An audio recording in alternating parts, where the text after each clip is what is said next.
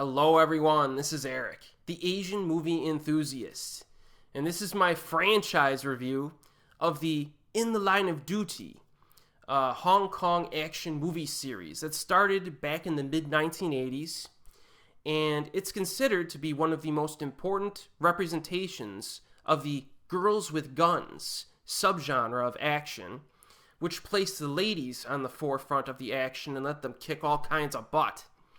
Now, Hong Kong made a lot of these kinds of films in the 80s and 90s, some of which have multiple titles. So there is some debate regarding which films are officially and unofficially included in this franchise.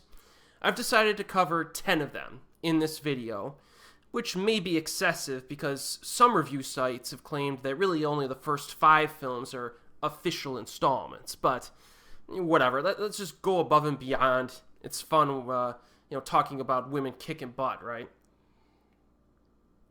Now, of course, there was women kicking butt in Hong Kong cinema and Chinese cinema before the mid-80s, but we're talking about a particular type of action film here. And, the first film we're talking about today really kind of kicked off and popularized that type of thing. Availability is hit or miss on these, okay? But you are in luck because, in my opinion, the 2 best installments of the entire 10 films franchise that we're covering tonight, the 2 best ones, are easy to find and readily available. So that's good. So at least we could get started with those. So let's do it. All of the titles for the films I discuss will be listed in the description box below. And our first film today, Yes, Madam, also known as Police Assassins, 1985. I would almost classify this as an action comedy in some ways. Directed by Yeoh, starring Michelle Yeoh and Cynthia Rothrock. In Hong Kong, Inspector Ng, Michelle Yeoh, manages to stop the theft of an armored car by a group of criminals. In another part of the city, a deal is being made between a Westerner and an assassin. After the deal goes sour, the assassin kills the Westerner, while a duo of low-grade criminals show up unexpectedly and pickpocket the Westerner and steal his passport. Well, unknown to all of them, the Westerner had secret microfilm, of course, the secret microfilm plot, that contains details of a group of criminals involved in illegal activities, most notably the crooked businessman Mr. Tin. Inspector Ng arrives later and discovers that the microfilm is missing, and the Scottish investigator Carrie Moss, played by Cynthia Rothrock, is brought in to assist in recovering it. So this movie by Yeoh, who has directed some other really good films over the years, some of Jet Li's stuff, So Close, which is, people think it should be a guilty pleasure of mine, but actually it's not very guilty. I don't feel guilty about liking that film. So Yeoh includes some really impressive fight scenes in this film. Yes, madam. Now, most fans of Hong Kong cinema know that Michelle Yeoh can move, but few people understand the talents of Cynthia Rothrock. Now, some of your martial arts guys will know that, but if you grew up, back in the day, we didn't have movies like this when I was growing up. Even though they existed, no one ever showed them on television. So the stuff I saw Cynthia Rothrock in was her low-grade American made or direct-to-video movies with Richard Norton. You remember those? And those, I haven't seen them in a while. I remember them being kind of entertaining when I was a kid. But when I started watching her Hong Kong stuff, I'm like, wow, what a huge upgrade. I mean, she can move. And obviously in real life, she was a fighting champion and an expert, right? So this is, if you've never seen her Hong Kong stuff, this will surprise you because she's just lights out in this. The big set piece in this film is the showdown finale. It's in a luxurious house. Michelle Yeoh and Cynthia Rothrock just beat the crap out of a bunch of dudes. It's just a fantastic scene and one of the best fighting sequences involving women in a movie of all time. It's just awesome. Very hard-hitting, fast martial arts, properly choreographed. The stuntmen just get the crap kicked out of them, and it's great. There are some other action beats before that throughout the film that are kind of peppered in. The opening shootout is short but good. There's a short fight in an airport, a short fight at a restroom, and a few scuffles here and there. Now, from what I'm saying, yes, it does sound like the rest of the film is not quite as impressive as the finale, and that is true. Okay, the fights are good. They're very short-lived until the finale. So you just gotta keep that in mind. In between the fights is where I have a problem with Yes, Madam. I think it suffers because you got this bunch of side characters, one of which is actually acted by Choi Hark himself. And we spent too much time with these like bumbling half-wit thieves, criminal dudes. They're like kind of being silly, getting into shenanigans, running from bad guys. So you don't get enough time with Michelle Yeoh and Cynthia Rothrock. Like, the film should be theirs. It should be them 90% of the runtime doing the investigation, getting into, fights, that type of thing. And this movie it played it too cutesy. You know what I mean? You don't really get to see them build chemistry as much as you'd like. And because we're spending too much time with Choi Hark and his nutty buddies. It's always been my biggest problem with this film. And it's still a problem for me. I use the term no nonsense. Yes, Madam has a bit too much nonsense. The pacing is brisk. Because even though the fights are short, they're peppered in at a nice clip. And a lot of times, like, these bumbling side characters are at least running for their lives or something. So it's something. The score for this film, I don't know if it was just the American cut or what. The score rips off John Carpenter's Halloween. Like, you'll be watching this movie and all of a sudden the Halloween music theme will kick on. You're like, wait, what? Like, I don't know what's going on with that. That was bizarre. So just look out for that if you watch it. I have always considered Yes, Madam to be slightly overrated. I know it's not a popular opinion. I don't care. I consider it to be slightly overrated because the finale fight's really the only set piece that's memorable. You know what I mean? And then you have just too much side crap with these putsy characters. You know what I mean? Still a must. It's a good flick, and I got to be honest with you, it does improve a little bit with each viewing. I just get used to Choi Hark and his nutty friends. Maybe I just got used to them. But again, this is a good flick. It's an important film in Hong Kong cinema history, I think, in terms of its influence and popularizing this particular type of film. Kind of a watershed moment. This and like Iron Angels, I think, were really, really kind of important for the Hong Kong cinema scene in the mid-'80s. So, again, you probably should watch this movie. I would say it's basically a must-watch, even though I don't seem to like it as much as most people do. Oh, I forgot to fire up my availability. Give me a second here. I went through and I noted the availability of these films, so I want to give you an idea. Because, again, most of them are kind of tough to find. From my memory, I think this one's available at certain DVD shops. Oh, I have it here. The Bad Panda Shop. I don't even know if that's a legit DVD site or not. Given the crappy availability that we're in, the phase that we're in now with cinema, in terms of physical media going out of print and no streaming site picking up these movies, I say screw it. Just buy it on Bad Panda Shop. Who cares? Yes, Madam is on there. Okay. I've never purchased from them before, though, to my knowledge. All right. Now we go to the second film in this franchise, and I think it's a big step up. Royal Warriors, 1986, directed by David Chung, who I'm not that familiar with, starring Michelle Yeoh, who returns. Hiroyuki Sanada is in this. The Japanese actor that Hollywood uses for like half their Japanese actor roles, and then you use Ken Watanabe for the other half. And Michael Wong is also in this. So this one, you get a plane hijacking early on. Hong Kong policewoman, played by Michelle Yeoh, teams up with a security officer, Michael Wong, and a Japanese cop, Hiroyuki Sanada, and they take down these terrorists that are taking over this plane. They save hundreds of lives, but the men they killed have evil friends in other places, and they want revenge for the death of their comrades. So our heroes become targets for numerous assassination attempts, which come fast and furious. Can our likable leads make it out alive? I don't know. We'll have to see here.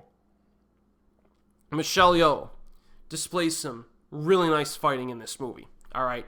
This movie, I just think, you do not have to worry about a deficiency in action quantity or quality in this film. There's a lot of really good action in this. The film starts with like a short fight between Michelle Yeoh and some Japanese dudes.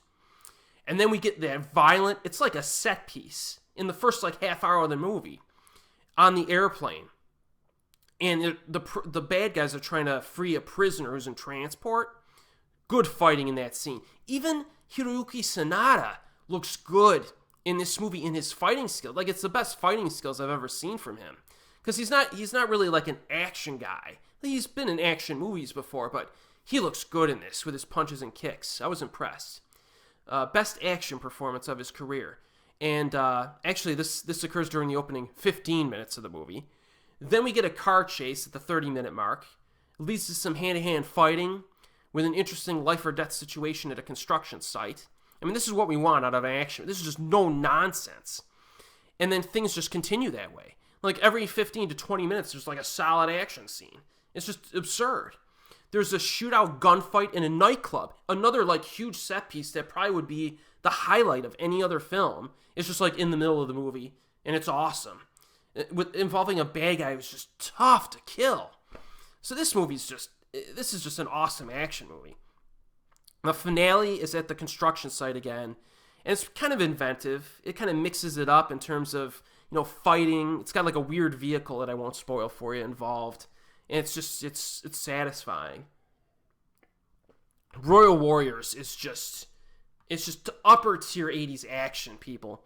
You get Michael Wong in it, as I said. It's just something about Michael Wong. He's always fun to watch in movies, even though he's not that good of an actor.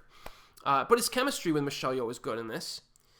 Character interaction in Royal Warriors, way better than Yes, Madam. Way better. We get to spend time with our leads. They're the focus of the film. We don't have any stupid side characters with dumb humor to sit through. It's just, this movie does it all right, man. They do it all right. And Hiroyuki Sanada makes a baby cry, which is one of the funniest scenes in the film. It's great. And the bad guys are just evil and tough to kill. Again, this movie is an absolute must-watch for anyone who's even remotely interested in Hong Kong action cinema. Royal Warriors from 1986. Availability is good. It's on Amazon Prime, last time I checked. And you can buy it on DVD. So there's no excuse not to watch this sucker. Next one on this list. In the Line of Duty 3 from 1988. Co-directed by Arthur Wong and Brandy Yun, who I'm not familiar with that much. This one stars Cynthia Khan and Michiko Nishiwaki. Now, Genji Nakamura and his soulmate and partner, Michiko Nishiwaki, I think she plays like herself. Or, sometimes these Hong Kong movies will have like the same, they'll just use the actor's name for like, they don't even want to think of a name for a character. Let's just name her Michiko. These people are thieves from the notorious Red Army terrorist organization in Japan. Now, after pulling off a jewelry heist of the century, in which dozens of people were killed, including a Tokyo detective, they are now planning to use their jewelry they've snatched to buy an arms cache from gun smugglers in Hong Kong for their movement. But when the duo learns the jewelry is fake and that their co-conspirator has set them up, they're determined to get what is owed to them, even, if they have to tear Hong Kong inside out. But lovely Hong Kong Inspector Rachel Young, played by Cynthia Khan, is on the scene. Alright, so Cynthia Khan takes over the series at this point. Michelle Yeoh does not appear in any of the future installments or this one. I think she briefly retired from the industry or something. That's what I heard. And this film, though, is not really an ensemble cast. So Cynthia Khan has to carry it. And she starts off as like a new recruit, her character is, for the police force. She's a very attractive actress, and she can move well. She does her fight scenes very well. She does a lot of her own fighting, although she does get doubled a little bit more than some other Hong Kong actresses. action stars. Like, Yukari Oshima, Moon Lee. It's kind of hard to spot the body doubles or the stunt doubles with them. But, but Khan is good. She's good. I think she's really good in this franchise. This is her franchise. This is like her career, contribution to the Hong Kong action scene is In the Line of Duty 3 and subsequent, okay? And I like her. I really like her. She does a very good job. Lots of action in this movie. It does not skimp on the action again. This is good. Nice mix of shootouts, hard-hitting slugfests, bloody and violent stuff. It's good. We have the opening intro, okay? It's a pretty good fight. All right, not great. Then we get the fantastic exhibition robbery scene. And it's about 10 minutes into the film. And I've never seen anything like it. Like, it's only like a few seconds where they show a particular tactic by these villains. I've never seen anything like it. Like, the way they steal the jewelry in the display bins, I've never even thought of something like that before. And it's just, I'll never forget it as long as I live. A very efficient way to steal jewelry. And it's a great scene. So you're in for a good movie. The next fight involving Cynthia is a good fist fight and chase scene.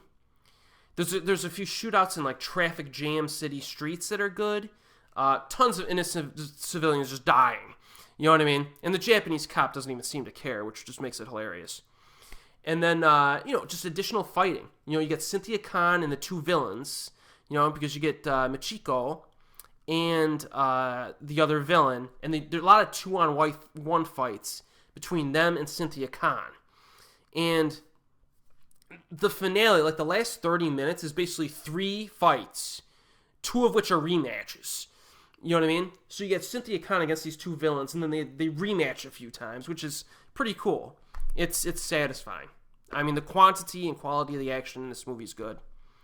This is the second film in a row where we have a Japanese subplot. We get we do get another Japanese protagonist, okay, but Hiroyuki Sanada does not return. It's a different character, a different actor. So I kind of would have liked to see him return, just for purpose of continuity, but at that point in his career, he's probably starting to get a little bit more work, right? I mean, this franchise is a revolving door of actors. You basically get Michelle Yeoh for 2 films, Cynthia Khan for a bunch, and, like, everyone else just revolving door. So, yeah, just so you know. Robin Shou from Mortal Kombat is in this. Very brief blink and you miss him moment, but he plays a bigger role in part 6 that we'll talk about later in the video. And Michiko Nishiwaki is a Japanese actress, stuntwoman, martial artist, fight choreographer, and female bodybuilder and powerlifter. Always nice to see her in these Hong Kong movies. Very good fighter. She can sell her moves. And that's the thing about some of these Girls with Guns movies, is that they just had the talent to have those wide shots, let the ladies just do their thing, and they don't, it's the same with talented male actors. I mean, a lot of big-name actors can't do a fight scene with a wide camera shot. They can't sell their moves. You know what I mean? So whenever you see any action star, either a guy, a girl, whatever, if they can really sell their strikes, it's big, man. And it gives the filmmakers a lot of leeway. They can do wider shots and not edit the crap out of the fights. In the Line of Duty 3 successfully maintains the crowd-pleasing momentum of the franchise. I do like Royal Warriors more. Maybe because the action and the characters just popped a bit more. We had Hiroyuki Sanada and Michael Wong in that film, which helped a little bit more. Because Cynthia Khan just, Michiko's in this as well, but I don't know. I just like Royal Warriors a little bit more than this, but this is solid. Now, availability in the Line of Duty 3, it's kind of tough to find nowadays. You might either have to find it online or get a bootleg or something. I wouldn't even know where to get this right now. Now, we go to another huge action. There's historic, in my opinion. And for some reason, people don't really talk about this franchise much. I know availability on some of them is bad, but I mean, the best films in the franchise are available, and nobody really talks about them. And one of those is In the Line of Duty 4 from 1989, directed by Yun Woo Ping himself, starring Cynthia Khan, Donnie Yen, and Michael Wong is back. I think is a different character. Well, yeah, I'm pretty sure he's a different character in this one.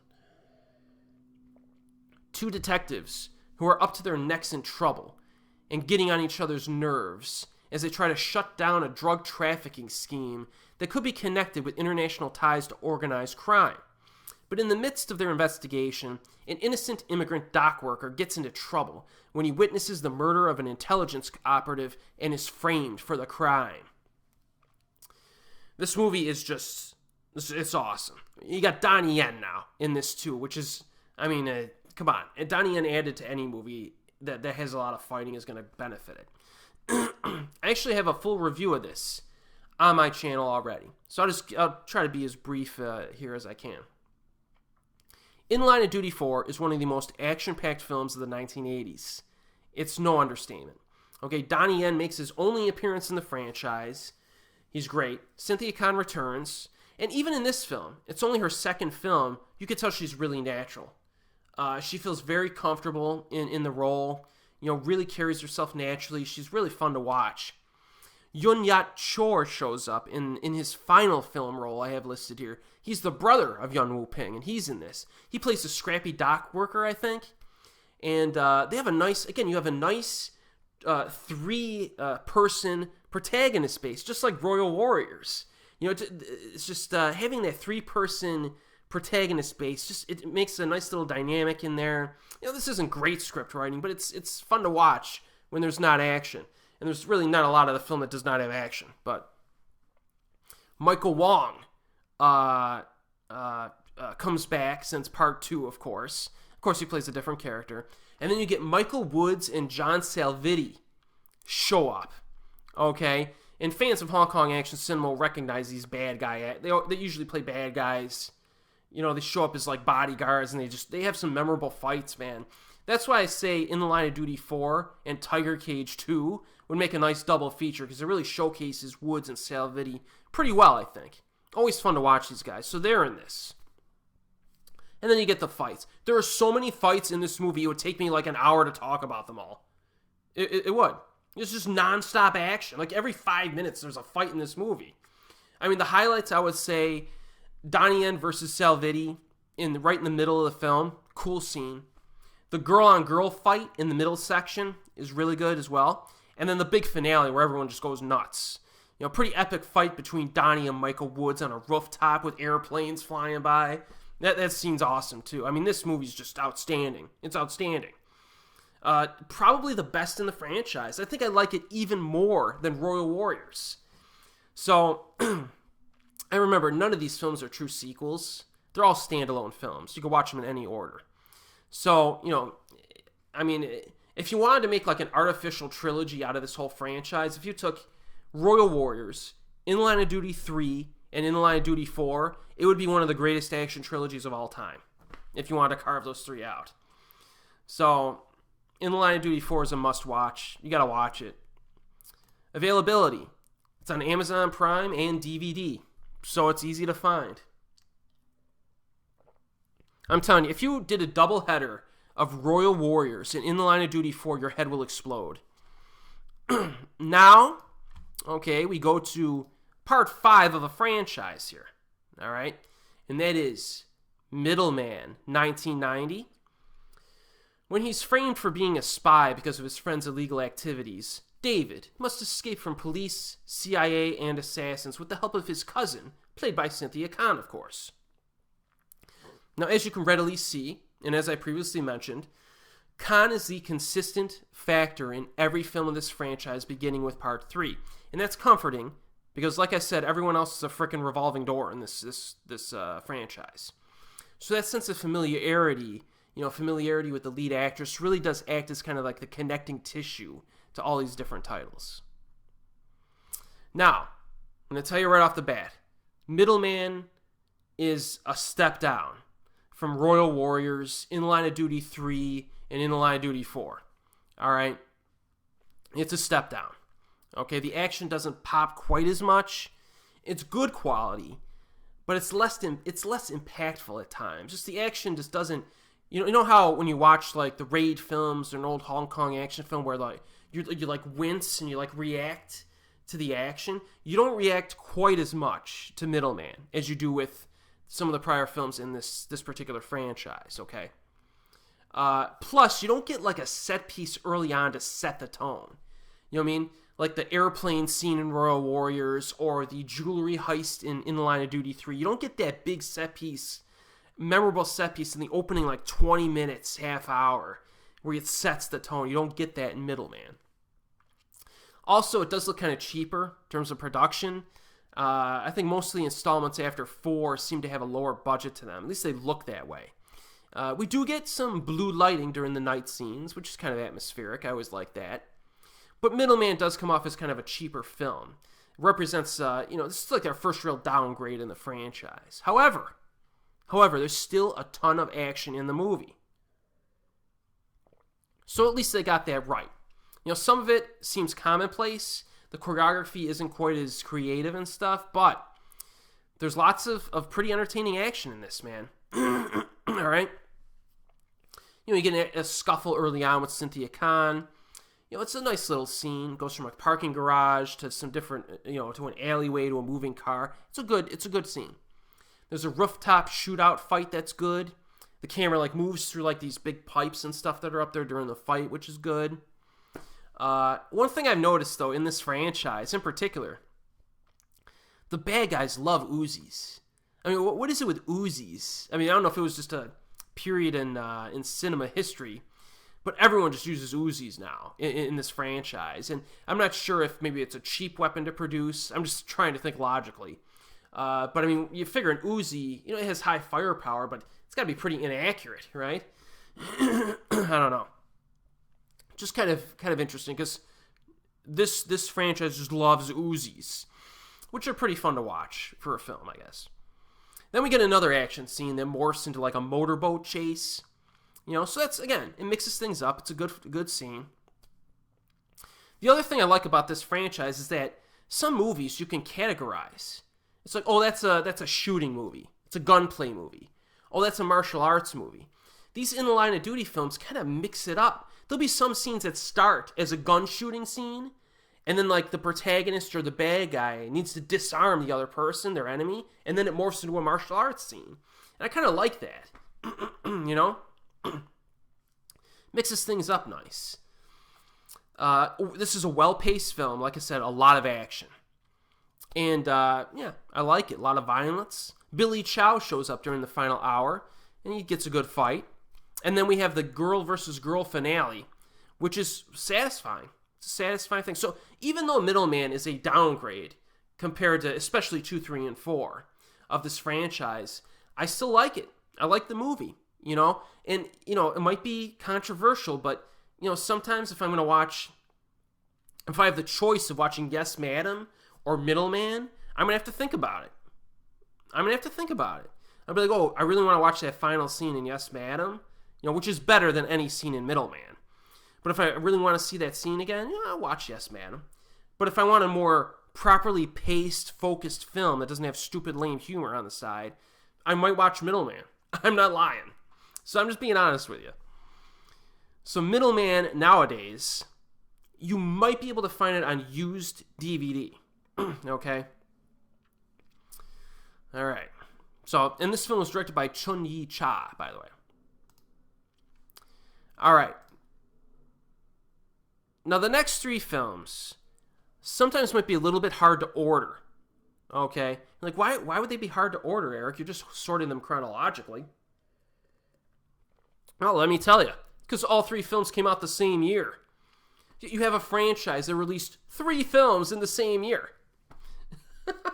At least according to IMDb, they did.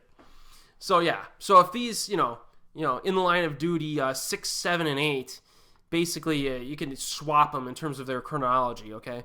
But the next one in my list is Forbidden Arsenal from 91.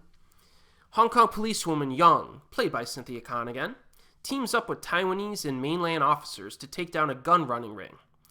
Early on, we get a gun smuggling transaction, and you understand that these villains have a lot of guns. Cynthia Khan, as I said, returns. Weiss Lee is in this one Fun as usual. I really like Wisely. He's kind of an underappreciated Hong Kong actor. He always adds to the movies he's in. Get a slight romantic angle in this, but it doesn't take up much runtime. Robin Shou is one of the main bad guys in this one, which is nice to see, you know. And, the actor who played Mad Dog in Hard Boiled is in this as well. So you get some nice side actors in this. The plot, nothing to write home about. If you can tell, I haven't been talking about the plots much to these films, because really, none of them have a really compelling script. Who cares? How is the action? That's what you gotta ask. This is the 6th installment. How's the action? The quantity of action is still good. They're still maintaining that, a lot of action. That's good. Similar to Part 5, there's action all over the place, and the overall quality is comparable to Middleman, I think. Get a good shootout car chase scene again within the opening 10 minutes. They even use a helicopter at one point, which is cool. Bunch of squibs in this movie, too. I always like seeing squibs used. It really shows the damage of the gunfire. And I think, I might be wrong, I think Cynthia Khan herself jumped from a helicopter onto a moving truck. I could be wrong, but I think she did. If she did, props. And then there's a fight on top of the truck. There's a cool alleyway brawl, a fight in a mechanic's warehouse.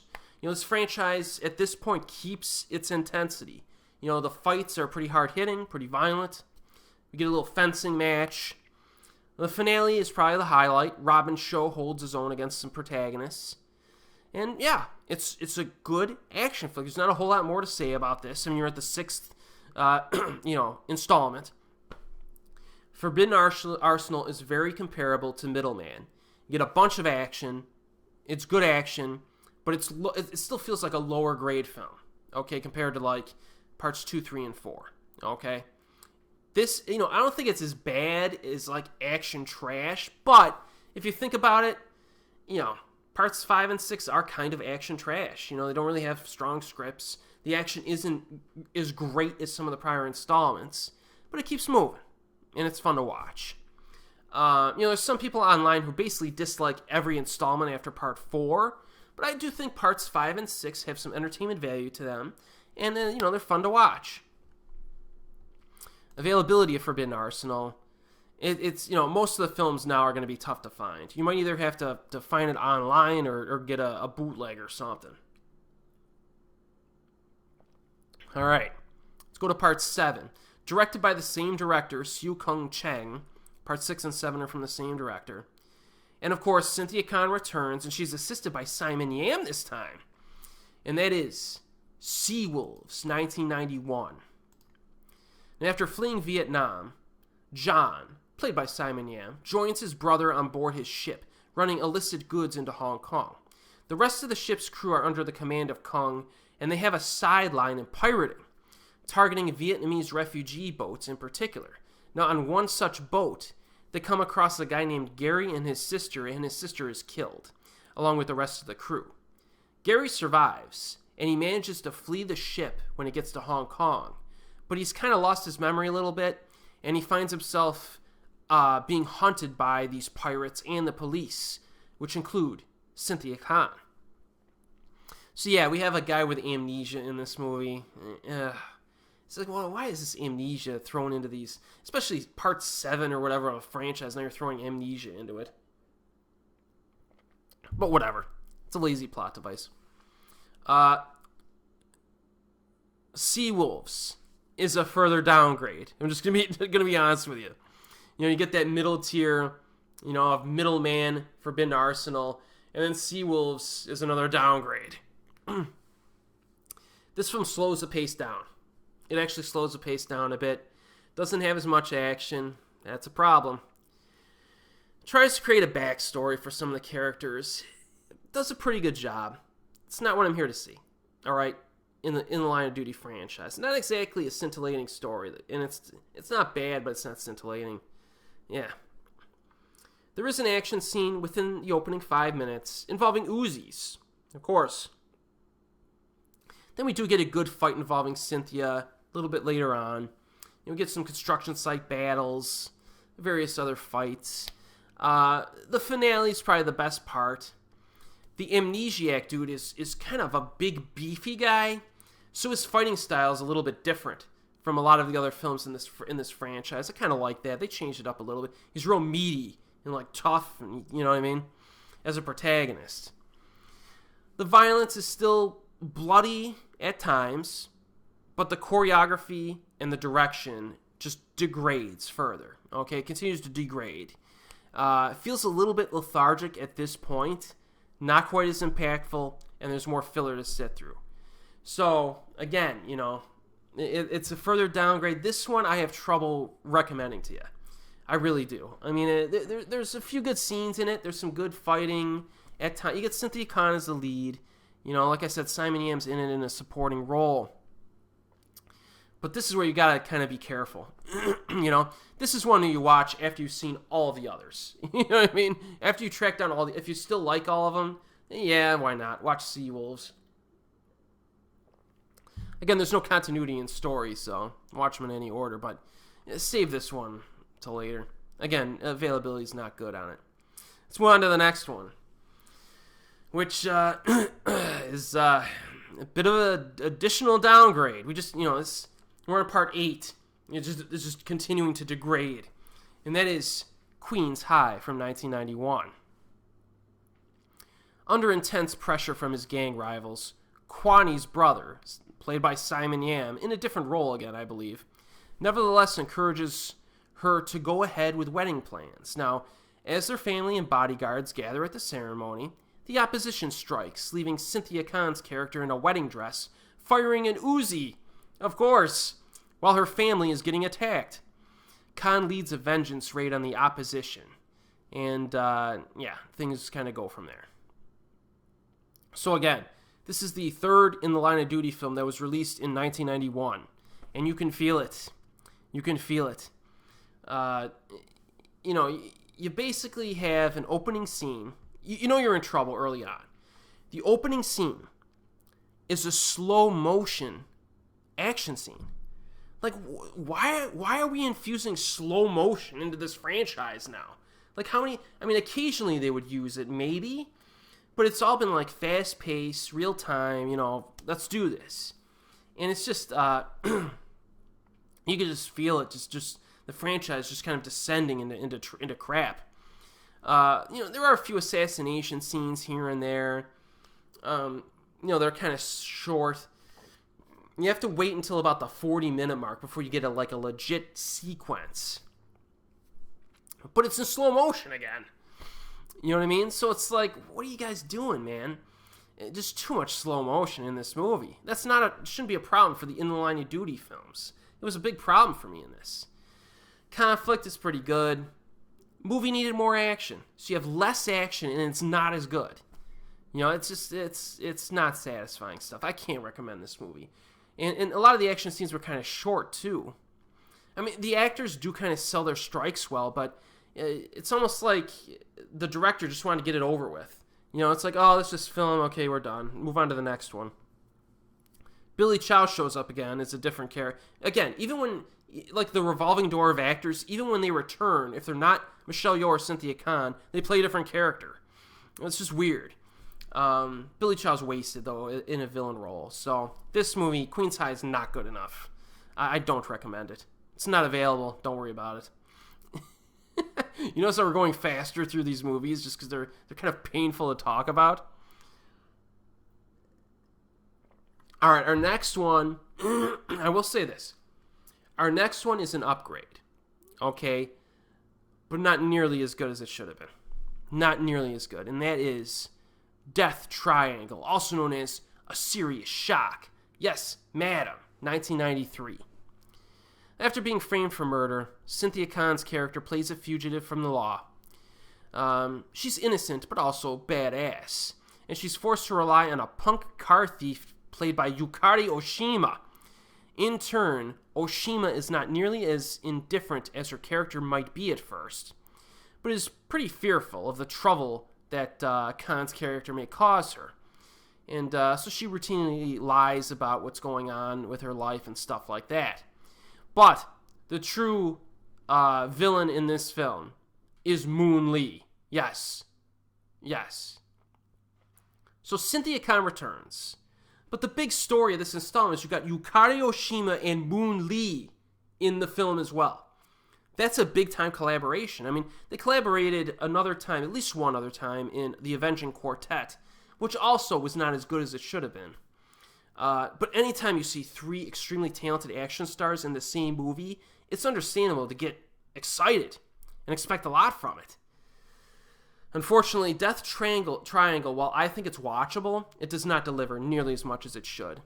It starts with some training scenes. Moon Lee gets a pretty decent fight in a little tunnel.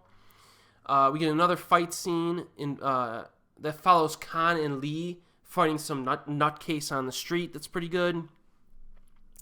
Moon Lee's character, man, she gets pissed in this movie. She's in a sparring match. She gets mad and just starts beating the dude down. And as it turns out, Moon Lee's character has the hots for Cynthia Khan's husband. So you could tell very early on that Moon Lee is playing a psychopath in this movie. Moon Lee is playing a psychopath. I mean, that is a huge play against type for her in her career. I mean, and I love the choice. I love it. I mean, some of the plot focuses on kind of the soap opera-ish love triangle where Moon is trying to get into bed with Cynthia Khan's husband. It's almost kind of like Fatal Attraction, Hong Kong style. I mean, it is filler material to an action movie, but it's just kind of entertaining. Because Moon Lee does some, like, really shocking things in this movie that you've never seen her do in any other movie. And I got a kick out of that. And then Yukari Oshima shows up, and she's kind of a goofball, which is also against type for her generally as an actress. So that's kind of one of the reasons to watch the movie. But the action is just not as good as it should have been, man. The direction in this movie, you could tell it's just like flat. It's just a flat direction. You know, it does nothing to enhance the excitement of the fights. Like, these ladies are selling their strikes. The ladies are talented. They're selling their strikes, but the director is not doing his job to capturing it properly. He's just not. You know, and the choreography is good, but again, the choreography should have been elevated a little bit more as well, given the talent you got on display. It does have some good stuff in it, you know, some entertaining action in it, but with this, I'm sorry, it's not as good as it should have been. Death Triangle is just, this isn't a movie that a newbie to the Girls with Guns subgenre should watch. Just watch some of the films I talked about earlier in this video. Watch some of Moon Lee and Yukari Oshima's better films. You know, watch some films with Joyce Godenzi or Cynthia Rothrock.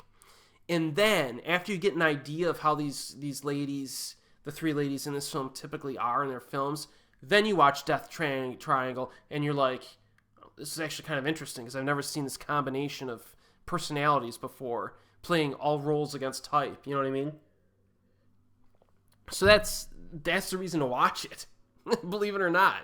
It's not even the freaking action, and that's kind of sad to say. You know, the DVD I have has poor quality picture on it. It's kind of tough to find. You can, I think, find a used DVD out there, but, you know, don't pay too much for it if you're going to go into this. So, you know, I kind of cautiously recommend this just to see the actresses play against type, and there are a few good action scenes in it, but it's not a high priority. Next, okay, there was a Yes Madam film made in Taiwan starring Cynthia Khan. I never saw it. From 1995. Never saw it. I don't know if it's probably not a remake. It's probably just another movie. You know, some people don't consider it a part of the franchise because it was like a Taiwanese production, but Cynthia Khan is in it, and it's a Yes Madam film. So, but I can't review it because I haven't seen it. All right. The final film we're reviewing tonight is Yes Madam 5. Even though it's like the 10th whatever. I'm done. I'm trying to figure this out. Cynthia Khan returns, but it's not the best kind of send-off for the franchise. 1996. A disc with the names of Triad members is taken away. Of course. Just throw in a disc. It's like a MacGuffin, right? Is that what they call it? And when the gangsters try and find where it is, they kill the only person who knows the hiding place. So, what can be done now to retrieve the disc? The Hong Kong police are looking for the murderer and the disc, but Inspector Young, played by Cynthia Khan again, has to realize her fiancé Ho Chan is one of the gangsters. They trace the disappeared disc to Malaysia, where the victim's girlfriend lives. Thankfully, Cynthia Khan is back. Sue Ho Chin and Billy Chow are in this. Okay, again, good. Actors do a good job. Nice to see them. Again, but now we're starting to get into filler material problems in this. You can't give me filler material problems with films that have poor script writing or mediocre script writing. You got to keep the action content up. This movie doesn't do that. There's some lame romance angles and some filler to sit through. That's not good. Even bigger problem is the action, which is a huge disappointment. We get like a short scuffle near the beginning, then you gotta wait until like the middle of the film until we get another short scuffle. I'm like, guys, is this an action movie? This is Yes, Madam 5. It's like the dozenth film in this franchise. It has a specific formula, and you're just like abandoning the formula and just going for like dramatic action crap without a good script. That's a problem. And then slow motion again, like in Queen's High. Too much slow motion, guys. Like, what are we doing here? Just don't make the movie then. I mean, what are we doing? We're just changing action design. We're just getting lazy. One short scuffle leads to an automobile chase that's decent. There's like one pretty good action scene in this. A pretty good fight scene here and there. It's just, I mean, you got Sue Ho Chin, who can move, and Billy Chow, and there's a pretty good fight later in the film. Okay? It's between those two guys. I like that scene. Okay? But it's almost like too little, too late. I mean, you get some car flipping near the end, too. So it's like, the final half hour is kind of worth watching. It is, but you got to sit through an hour to get there. And, like, it's just, don't bother. Just don't bother to watch it. And again, a lot of these later films are tough to find. Like I said, basically, in summary of this franchise, very easy strategy with this franchise. You do a double frickin' header of Royal Warriors, In Line of Duty 4 to start. If you don't like those movies, I don't know what to tell you, okay? You just don't even bother with any of the others. But, there's a good chance you're going to love those movies. Then you move on, okay? And you do, okay, if I could find In Line of Duty 3 or the first one, Yes, Madam, watch those next, okay? And then if you can find them and you like all those movies or most of them, then maybe check out part 5 and 6. Check out Middleman and Forbidden Arsenal, okay? But don't go in expecting the same level of awesomeness. And then, and I don't think anybody's going to continue after that. If you're really insane and you want to continue after that, I would say maybe Death Triangle. Okay, maybe Death Triangle. But like Seawolves, Queen's High, Yes, Madam 5, you could skip those unless you're like hardcore fan or something, and then seek them out. Again, this is a franchise that needs a definitive release. I mean, at least give us the first 4 films in like a Blu-ray box set. I mean, that would be phenomenal. Or even for the first 6 films in a box set would be really cool. You know what I mean? But, I mean, these are the types of movies that just kind of fly under the radar. Nobody really even talks about these films, which is kind of, it's too bad. It's too bad. But those are my thoughts on this franchise, people. I say check some of these out, man. In the Line of Duty, deserving of its own video franchise review, and I've done that. So, if you've seen any of these, let me know your thoughts. And as always, I'll see you next time.